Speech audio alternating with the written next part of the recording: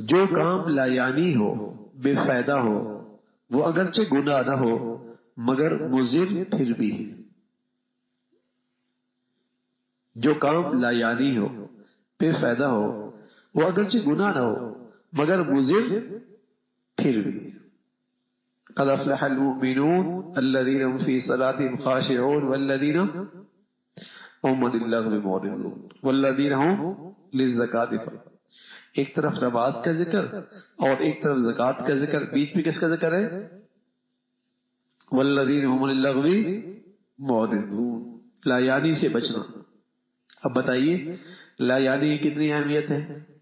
دو فرائض کے درمیان اس کو جو لے کے آئے، اس طرح توجہ دلائی کہ اگر یہ لا یعنی ہوگا تو دل کا تزکیہ مشکل ہو جائے گا، یہ لا یعنی ہوگا تو نماز میں خشوع مشکل ہو جائے گی۔ لا یعنی کے ساتھ نماز کی خشوع مشکل ہو جائے گی، دل کا تزکیہ مشکل ہو جائے گا، یہ مشکل ہو جائے گا۔ تو لا یعنی چیزوں سے بھی بچنا چاہیے، بے مقصد چیزیں۔ کھیل منع نہیں، لیکن اس پہ نیت کر لیا کرے، ایکسرسائز، تاکہ دماغ صحت مند رہے، جسم صحت مند رہے گا، دماغ صحت مند رہے گا، ٹھیک ہے۔ لیکن وہ اتنا ہی ہو کہ جس سے آدمی میں نشاط پیدا ہو جائے، اتنا نہیں کہ کھیل کا بخار چڑھ جائے۔ جیسے گھنٹہ فارغ ہوا فٹ بال ہاتھ میں، جیسے پیپر سے فارغ ہوا فٹ بال ہاتھ میں، ٹھیک ہے نا، جیسے پیپر سے خالی ہوا گیند بلا ہاتھ میں، پرچہ بھی دے رہا ہے، خیال اسی کا ہے، جلدی نکلیں گے کھیلیں گے تھوڑا سا۔ یہ بخار ہے، یہ بخار ہے، ٹھیک ہے نا۔ اور ایک یہ ہے کہ کھیل کے وقت کھیل اس لیے تاکہ تھوڑا سا طبیعت میں نشاط پیدا ہو، طبیعت میں نشاط پیدا ہو۔ آج دنیا میں کھیل فتنہ بن گیا ہے، نشاط کا ذریعہ نہیں رہا، فتنہ بن گیا، ٹھیک ہے نا۔ بوڑھے بھی کھیل رہے ہیں، نوجوان بھی کھیل رہے ہیں، مرد بھی کھیل رہے ہیں، عورتیں بھی کھیل رہی ہیں، لنگڑے بھی کھیل رہے ہیں، نبینے بھی کھیل رہے ہیں۔ عجیب ہی تماشا، کھیل ہی کھیل ہے اور مقصد ہی کھیل ہو گئے۔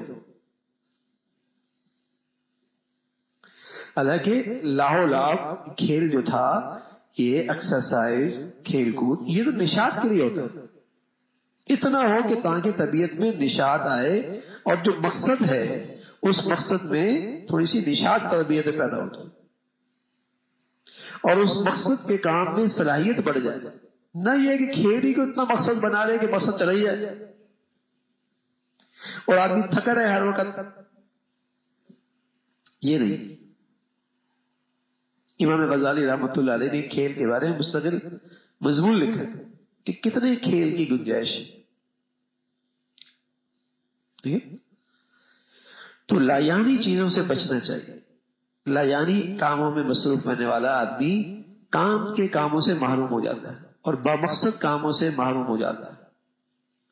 ہر وقت لا یعنی، اور خاص طور پہ موبائل لا یعنی کا سب سے بڑا آلہ ہے،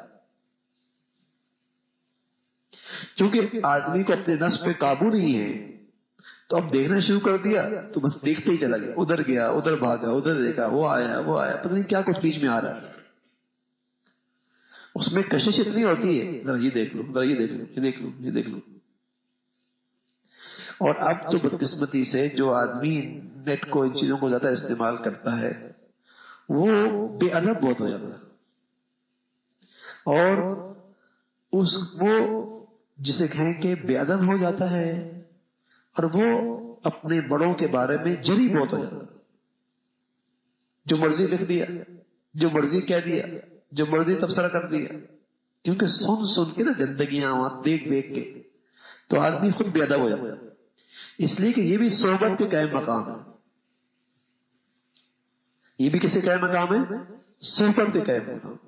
وہ جن کو آپ دیکھ رہے ہیں نا، آپ ان سے فائدہ اٹھا رہے ہیں، صحبت اٹھا رہے ہیں، ان کی تحریر سے، ان کی گفتگو سے، ان کی شکل سے، ان کے انداز سے، ان کے رویے سے آپ کیا اٹھا رہے ہیں؟ اثر لے رہے ہیں۔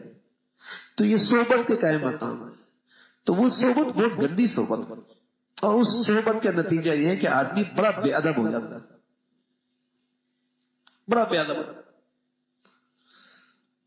اور اس کے دل کے اندر سے ادب، احترام، عقیدت سب ختم ہو جاتا ہے.